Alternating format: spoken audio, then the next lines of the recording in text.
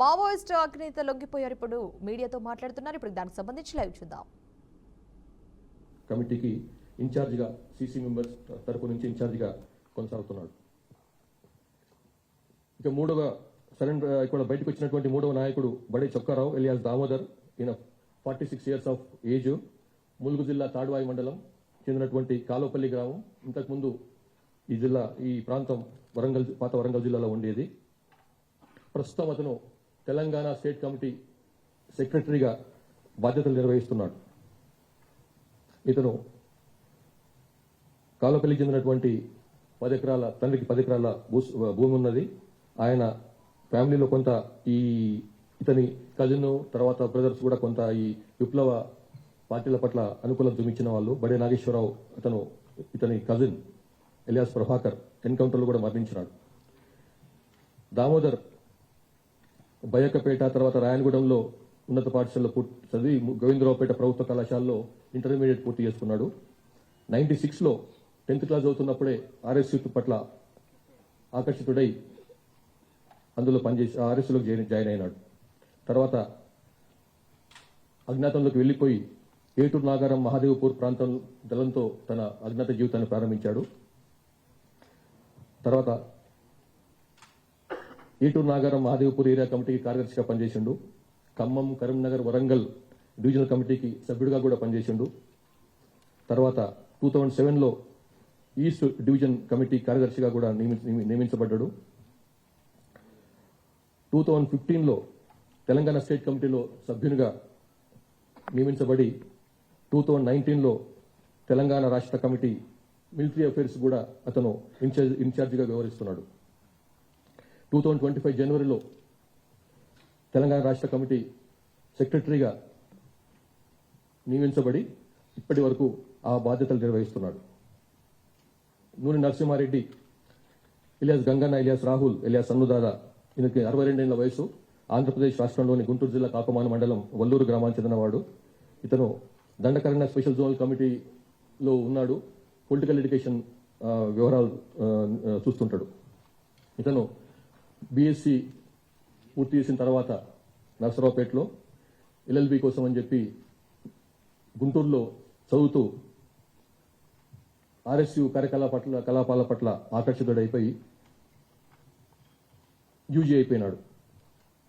1919లో దుర్గితలంలో పనిచేశాడు. అట్లానే ఇంకా రకరకాలుగా డిఫరెంట్ ప్లేస్ లో పనిచేసిండు. కానీ 2002లో అతన్ని విజయవాడలో పోలీసులు అరెస్ట్ చేయగా మళ్ళీ 2004లో బయటకు వచ్చి మళ్ళీ ఆ టైంలో 2004లో జరిగినటువంటి చర్చల కార్యక్రమంలో అప్పుడే రాష్ట్ర ప్రభుత్వానికి సిపిఎంఎల్ పీడబ్ల్యూకి మధ్య జరిగినటువంటి చర్చలలో అతను ఆ చర్చలకు ఉన్నటువంటి మెయిన్ సభ్యులకు సహకరించాడు. తర్వాత మళ్ళీ యూజీ అయిపోయిన తర్వాత పొలిటికల్ ఎడ్యుకేషన్ టీంలో పనిచేసిండు. Scope sub committee of political education, sub committee and political education అంటారు, దాంట్లో పనిచేసిండు. తర్వాత 2008లో స్టేట్ కమిటీ మెంబర్ అయిన తర్వాత బీహార్, ఝార్ఖండ్ ఏరియాలో పనిచేస్తున్నప్పుడు 2010లో బొకారోలో అరెస్ట్ అయినాడు. 2014లో మళ్ళీ విడుదలైనాడు. విడుదలైన తర్వాత అఖిరాజ్ హరగోపాల్, ఇలియాస్ సాకేత్ తో కలిసి తర్వాత మళ్ళీ ఆయన చెప్పినందువలన మళ్ళీ మోటివేట్ అయ్యి మళ్ళీ పార్టీలో అజ్ఞాతంలోకి వెళ్లిపోయినాడు. 2025లో ఇతన్ని తెలంగాణ రాష్ట్ర కమిటీకి బదిలీ చేయగా అప్పటి నుంచి ఇప్పటి వరకు అతను ఆ బాధ్యతలో ఉన్నాడు. 21 అక్టోబర్ 2025 రోజు పోలీసు అమరవీరుల సంస్కరణ సందర్భంగా గౌరవ ముఖ్యమంత్రి, తెలంగాణ ముఖ్యమంత్రి శ్రీ రేవంత్ రెడ్డి గారు ఇచ్చినటువంటి పిలుపు మేరకు చాలా మంది బయటకు వస్తున్నారు. అజ్ఞాతం వీడి తెలంగాణ అభివృద్ధిలో భాగస్వామ్యం కమ్మని చెప్పి వారప్పుడు పిలుపునిచ్చినారు. సరే వాళ్ళు బయటకు వచ్చిన దానికి వేరు కొన్ని కారణాలు చూపించినాము. అందులో క్లియర్గా ఉన్నాయి, మీరు చూసుకోవచ్చు.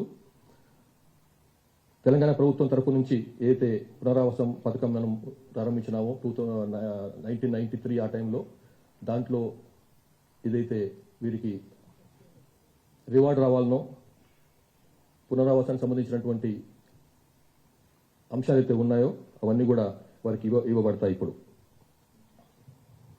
ఇందులో స్పెషల్ ఇంటెలిజెన్స్ బ్రాంచ్ ఐజీగా ఉన్నటువంటి శ్రీమతి సుమతి గారు, వారి టీం చేసినటువంటి అద్భుతమైన కృషి కారణంగానే వీళ్ళందరూ బయటకు వచ్చినారు. వాళ్ళని మెల్లమెల్లగా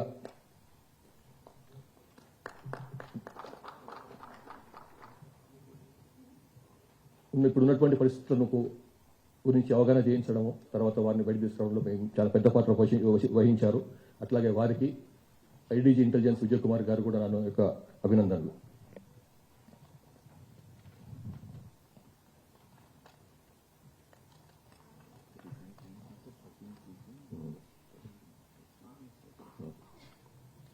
ఈ విధంగా 2025-26లో లాస్ట్ 2 yearsలో, ఇంకా 2 years కూడా కాలేదు, 4 సీసీఎంలు బయటకు వచ్చినారు.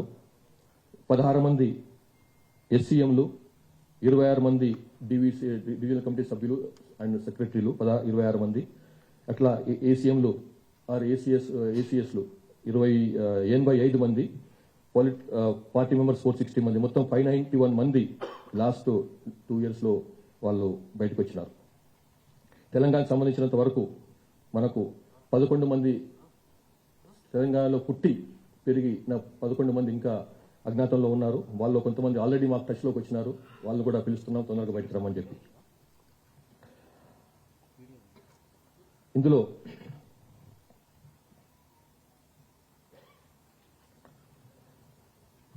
మళ్ళొకసారి రాష్ట్ర ముఖ్యమంత్రి, గౌరవ ముఖ్యమంత్రి రేవంత్ రెడ్డి గారు ఇచ్చినటువంటి సందేశాన్ని మరొకసారి పునరుద్ఘాటిస్తున్నాను.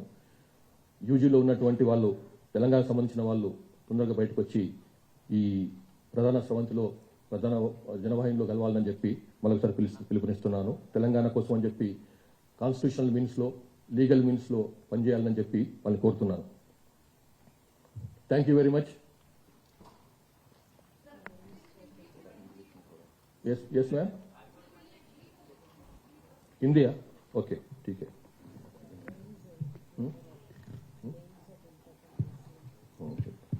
టైం కూడా చెప్తా. అవి ఒక్కసారి తెలుగులో ఇంకొక నిమిషం మాట్లాడిన తర్వాత చెప్తాను. మన దగ్గర ఇంకా అండర్ గ్రౌండ్లో అజ్ఞాతంలో ఉన్న వాళ్ళు ముప్పాల లక్ష్మణరావు ఎలియాస్ గణపతి. మాకున్న సమాచారం ప్రకారం అతను అడవుల్లో లేడు, ఇక్కడ బయట షెల్టర్లో ఉన్నట్టు తెలుస్తుంది. పుసునూరి నరహరి ఎలియాస్ సంతోష్, ఇతను east regional bureau member, technical department ఇన్ఛార్జిగా ఉన్నాడు, జార్ఖండ్లో పనిచేస్తున్నాడు. ముప్పిడి సాంబయ్య ఎలియాస్ సుదర్శన్, ఇతను స్టేట్ కమిటీ మెంబర్గా ఒరిస్సా స్టేట్ కమిటీలో ఉన్నాడు. వార్త శేఖర్ ఎలియాస్ మంక్తు, ఈయన దండకారణ్య స్పెషల్ జోనల్ కమిటీలో ఉన్నాడు, ఇంజనీరింగ్ వ్యవహారాలు చూస్తాడు, కమ్యూనికేషన్ వింగ్ కు ఈయన ఇన్ఛార్జిగా ఉన్నాడు. జోడే రత్నాబాయి ఎలియాస్ సుజాత, ఈమె ముప్పాల లక్ష్మణరావు గణపతి భార్య, ఈమె మార్డ్ డివిజన్ ఇన్ఛార్జిగా ఉంది, divisional committee state zonal committee member స్థాయిలో ఉంది. నక్కా సుశీల ఎలియాస్ రేలా, ఈమె డిస్ట్రిక్ట్ కమిటీ మెంబర్ స్థాయి, ఎడ్యుకేషన్ డిపార్ట్మెంట్లో పనిచేస్తుంది, దండకారణ్య స్పెషల్ జోనల్ కమిటీలో. ఉత్తిమి అనిల్ కుమార్ ఎలియాస్ భగత్ సింగ్, ఇతను డివిజనల్ కమిటీ మెంబర్గా ఉన్నాడు, కంప్యూటర్ ఆపరేటర్ దేవ్జీతో పాటుగా ఉండేవాడు.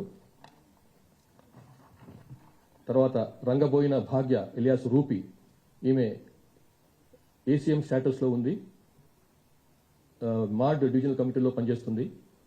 మడివి అడుమే ఎలియాస్ సంగీత, ఈమె కూడా ఏసీఎం స్థాయిలో ఉంది, చెర్ల ఎల్ఓఎస్లో పనిచేస్తుంది. కాశపోగు భవానీ ఎలియాస్ సుగుణ, ఈమె ఏరియా కమిటీ మెంబర్గా ఉంది, తిప్పిరి తిరుపతి ఎలియాస్ దేవుజీ టీంలో ఉండి పనిచేసేది. కుంజం ఇడామల్, ఇతను commander Yellandu Narsampet area committee కమాండర్గా ఉన్నాడు. ఈ 11 మందిని కూడా తొందరగా బయటకు వచ్చి రావాలని చెప్పి పిలుపునిస్తున్నాం.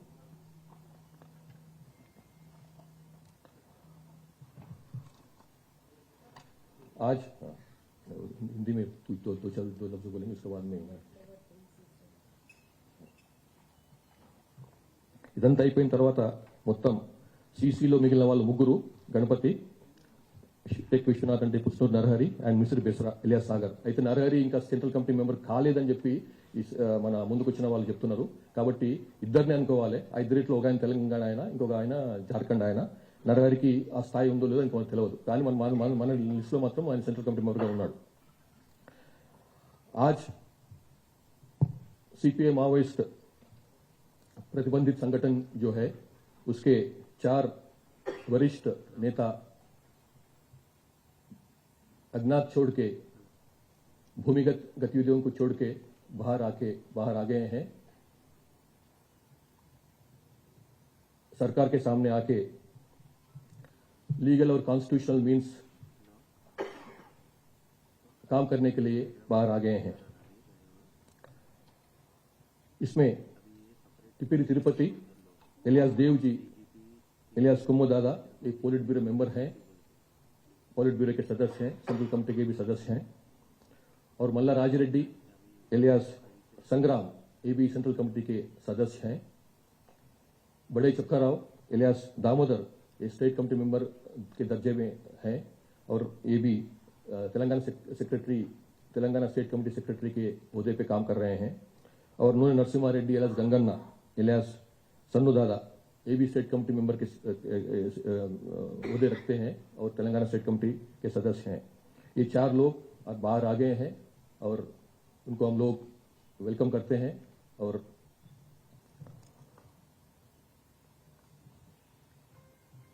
इसमें 3 जो हैं तेलंगाना के हैं और 1 आंध्र प्रदेश के नेटिव वाले हैं। अभी जो अज्ञात में है, भूमिगत हैं, उन लोगों को भी हम लोग अपील करते हैं कि जल्द से जल्द बाहर आ जाएं। तेलंगाना के 11 लोग बाकी हैं अभी भूमिगत, और वो लोगों की हम जो हमारे माननीय मुख्यमंत्री रेवंत रेड्डी साहब जो अपील करे हैं उसको दोहराते हैं कि आप जल्द से जल्द बाहर आ जाए और लीगल मीन्स पे, कॉन्स्टिट्यूशनल मीन्स पे बाहर आकर काम करें। Thank you.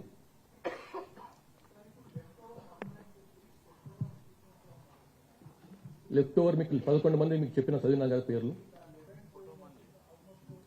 0 మనకు లాస్ట్ మీరు అడిగారు ఇంకా లాస్ట్ రిక్రూట్మెంట్ ఏమో. లాస్ట్ టైం రిక్రూట్మెంట్ 2019లో అయింది. దాని తర్వాత రిక్రూట్మెంట్ లేదు తెలంగాణ నుంచి. మధ్యలో ఆ తర్వాత 2-3 అయినప్పటికీ కూడా వాళ్ళు ఎంబడి తిరిగి వచ్చినారు, చాలా రోజులు ఉండకుండా తిరిగి వచ్చినారు. కాబట్టి లాస్ట్ రిక్రూట్మెంట్ అయ్యి ఇంకా యూజీగా ఉన్న వాళ్ళు 2019లో అయిన ఒక వ్యక్తి. దాని తర్వాత రిక్రూట్మెంట్ లేదు తెలంగాణ నుంచి.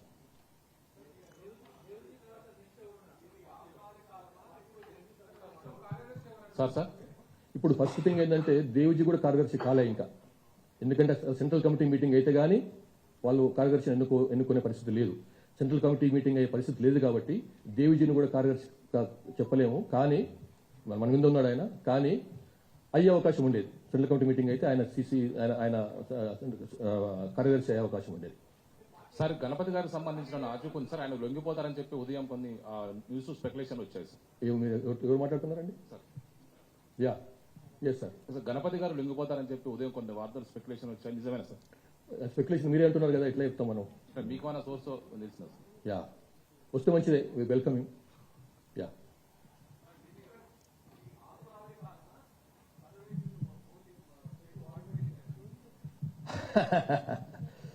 అట్లా చెట్లు వాడిపోయి చాలా సార్లు అయింది, ఆకులు రాలిపోయి చాలా వచ్చినాయి, మళ్ళీ కొత్త ఆకులు వచ్చినాయి. కానీ ఈసారి మాత్రం వాడిపోయినట్టు అనిపిస్తుంది మన చెట్టు.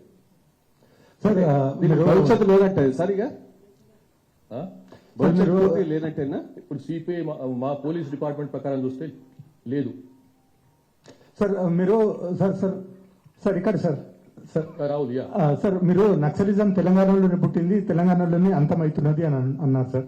How do say that, how do qualify that statement? End పక్కన కూర్చున్న వాళ్ళ దగ్గర క్వాలిఫై చేస్తారండి. దాన్ని చూసి అంటున్నా కదా. ఇప్పుడు వచ్చిన వాళ్ళు